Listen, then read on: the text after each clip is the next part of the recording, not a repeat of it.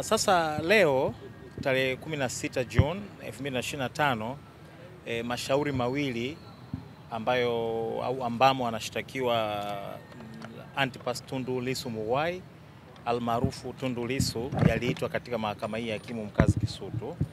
Mtakumbuka mashauri hayo, la kwanza ni shauri la jinai namba 8607 la mwaka 2025. Katika shauri hilo Antipas Tundu Lissu Mughwai anashtakiwa kwa mashtaka ya uhaini. Yaliyojiri kwa ujumla, kwa wale ambao mlikuwepo mmeshuhudia, ni kwamba kwa sababu za kimkakati mteja wetu amechukua jukumu la kujitetea yeye mwenyewe kwa muda, kwa sababu ambazo amezielezea, zikiwemo kusimamia haki zake yeye mwenyewe ambazo anaona zinaminywa na taasisi mbalimbali, na almahusus kabisa ametaja taasisi ya Jeshi la Magereza ambapo anahifadhiwa katika gereza la Ukonga.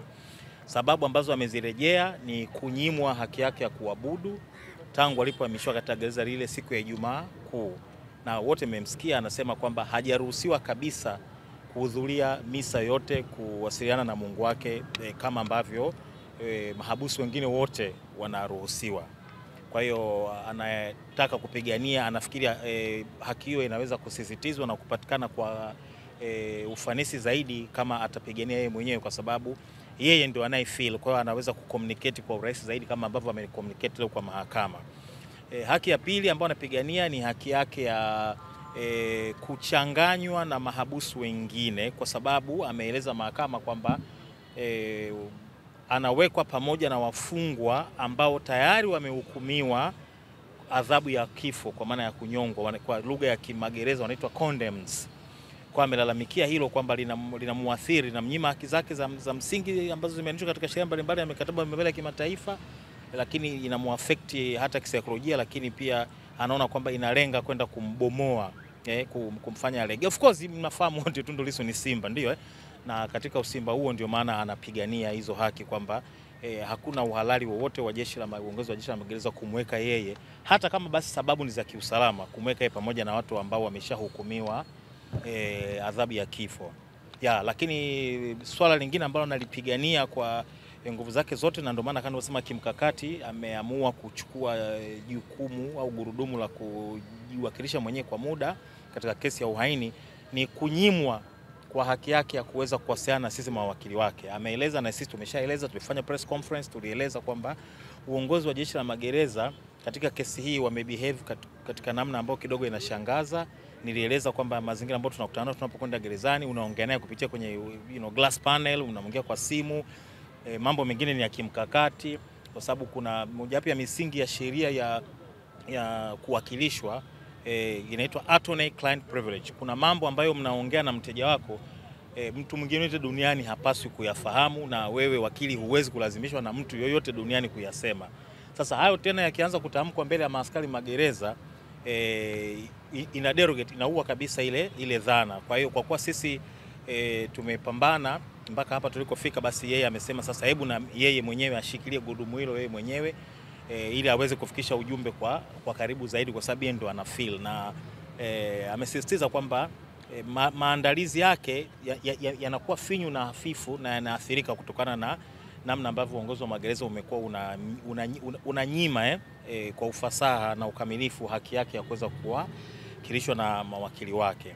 Kwa hiyo ni mambo kwa ujumla ambayo anayasimamia, ameyatolea hoja leo, na kesi imepangwa tena hiyo ya uhaini itaitwa tena tarehe 2 mwezi wa 7, na tunaamini kwamba kuna mambo yatakuwa yamefanyika mpaka tarehe hiyo, na kwa sisi tutakuja, mawakili tutakuja, lakini tutakuwa kama observers kwa ajili ya kumpa ushauri wa kisheria na nini, lakini hatutaingia katika quorum unless atupe maelekezo tofauti. Kama nilivyosema, hii ni sehemu ya mikakati. Kesi nzito kama hii ambayo wenzetu wamekaa wakapanga mikakati ya kumshtaki, na yenyewe pia inahitaji mikakati mahususi na thabiti kabisa ya kuweza kupambana nayo. Lakini nimemsikia amesema anawaamini mawakili wake kwa 100%, na amesema kwamba wamepigana kwa jasho na damu mpaka hapa tulipofika, lakini kama nilivyosema, kwa sababu za kimkakati kwa muda mfupi atachukua hilo gurudumu yeye mwenyewe. Kwa hayo ni kuhusiana na kesi ya uhaini. baadaye tukaingia katika kesi namba 8606 mwaka 2025 ambapo kama nilivyosema mteja wetu Antipas Tundu Lissu Mughwai almaarufu Tundu Lissu anashtakiwa kwa mashtaka ya sheria inaitwa sheria ya makosa ya mtandao, kuchapisha habari za uongo na nini, na leo ameitwa shahidi mmoja. Wao wanasema ni afisa wa polisi. Wakati wa kuuliza maswali tutaonyesha vinginevyo, lakini kwa sababu hatujafika kwenye hatua hiyo, tuishie tukisema kwamba kwa utambulisho wake anasema ni afisa wa polisi, anaitwa Inspector John. Anadai, tutaonyesha tofauti, lakini bado hatujafika kwenye hiyo daraja. Anadai yeye ni afisa katika ofisi ya mkuu wa upelelezi hapa nchini, na almahususi kwamba kwenye kitengo cha online. Kuna wale maafisa wa polisi ambao huwa wanapita kwenye mitandao kuangalia nani amefanya makosa. Kwa hiyo anadai kwamba katika ushahidi wake kwa kifupi kwamba yeye katika pita zake kama sehemu ya utekelezaji wa majukumu yake alikutana na video ambayo yeye kwa tafsiri yake ilikuwa inaonyesha kwamba kuna makosa ya kimtandao ambayo mteja wetu Tundu Lissu ameyafanya. Sasa ametoa ushahidi wake, amesimulia jinsi ambavyo alifanya kazi, kile alichokiona na namna alivyo retrieve ile video. Na baada ya hapo wenzetu upande wa mashtaka wakaleta ombi kwamba wanaomba ushahidi wa shahidi huyo usitishwe kwa muda. Sheria inaruhusu kifungu cha 147 kifungu cha 5 cha sheria ya ushahidi kama mfanywa sura ya 6 kama mfanywa marekebisho mwaka 2022 inaruhusu kusimamisha kwa muda ushahidi wa shahidi ili kusubiri ushahidi wa shahidi mwingine.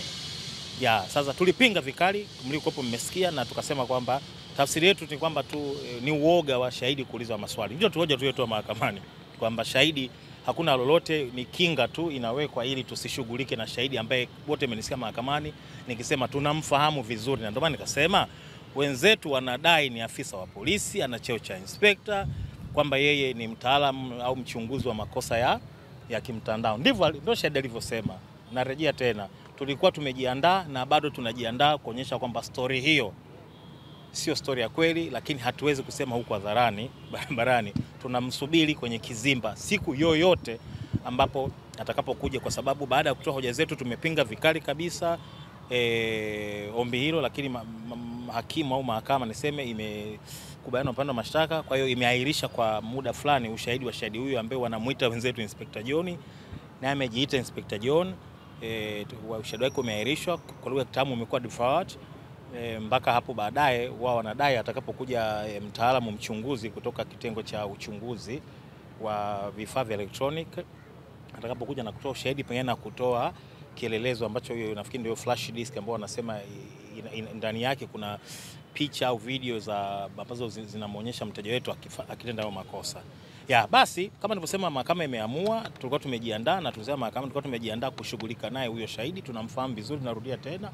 Na siku yoyote tumeka tu akiba, siku yote atakapokuja kama atamleta basi tutashughulika naye ipasavyo. Tulikuwa tunalilia siku zote kwamba kesi ianze ili ulimwengu wote uweze kufahamu haya mashtaka anayoshtakiwa nayo Tundu Lissu ni mashtaka kweli au ni kitu kingine. Sasa tunafurahi kwamba angalau safari hiyo ya sisi kuonyesha dunia kwamba kilichoko ni kitu tofauti kabisa imeanza. Tunasikitika kwamba tumekatishwa leo katika namna hiyo, lakini tupo tayari. Tutakutana tena katika kesi mnamo tarehe 1.